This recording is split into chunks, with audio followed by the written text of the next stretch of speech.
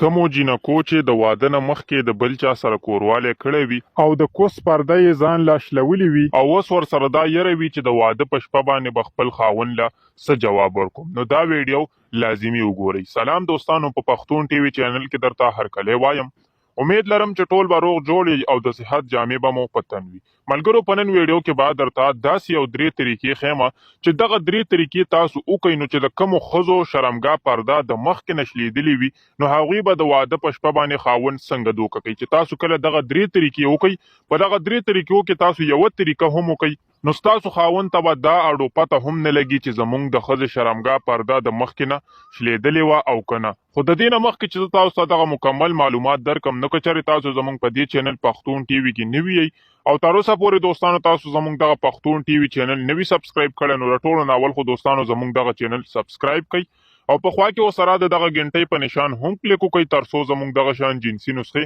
او طبي معلومات د ټولو نه اول تاسو ته در ورسي. نو ملګرو، څنګه چې